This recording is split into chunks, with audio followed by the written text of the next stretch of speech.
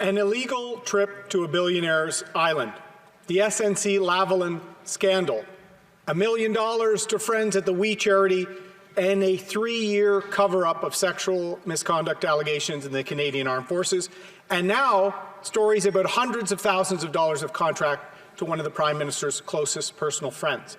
Under his leadership, ethics investigations have to be numbered, Mr. Speaker. The day the Prime Minister's third judgment came out, Bill Morneau's second came out. Leadership starts at the top, so I want to ask leader to leader, does the Prime Minister feel that his personal ethical conduct sets a bad example for the members of Parliament on his team? The Right Honourable Prime Minister. Mr. Speaker, it is unfortunate that in the midst of a global pandemic, in the midst of challenges Canadians are facing, whether it's climate change, which the Conservative Party continues to deny, whether it's systemic racism, which the Conservative Party continues to deny, or supports for Canadians, which Conservatives are going to be voting against in the upcoming budget vote, they have been focused more on political, partisan attacks and personal attacks than they have on supporting Canadians. Leadership is about being there for Canadians, and that is something that we have done from the very beginning. We said we'd have Canadians' backs through this pandemic. That's exactly what we've had. We will have their backs as we move forward and beyond this pandemic to build back better. Honourable Leader of the Opposition. Personal attacks, Mr. Speaker? All I'm asking is for the Prime Minister of Canada to follow the law.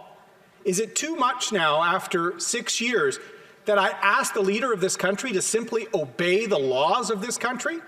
The only backs he has had, Mr. Speaker, consistently as Prime Minister are those of friends of his family, of close insiders and connected lobbyists. There's one lineup for the friends of the Prime Minister on the Liberal list, and there's another lineup for everyday Canadians who are struggling.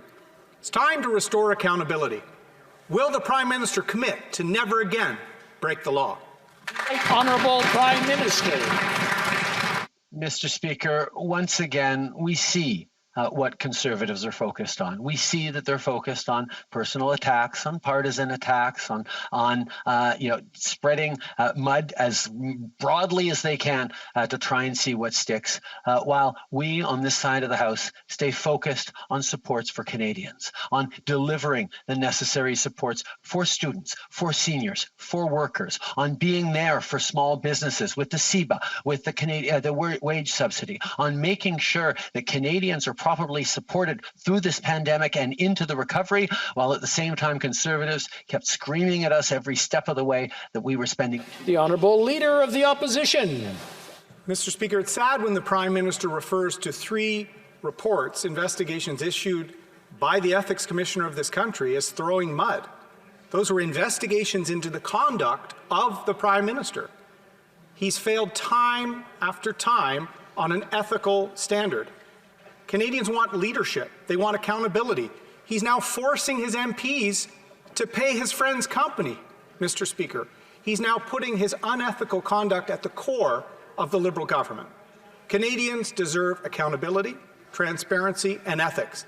That is what they will get from a Conservative government. The Right Honourable Prime Minister.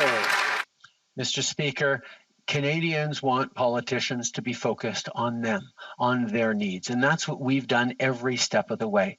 The Conservative Party never looks further than an opportunity to attack, to break down, to undermine, and to spread baseless allegations. We instead will do as we've always done, which is roll up our sleeves and do the hard work of being there for Canadians, of getting through this historic pandemic and building back better so that everyone has a real and fair chance to succeed. Let him continue to focus on me, Mr. Speaker. I'll continue to focus on Canadians.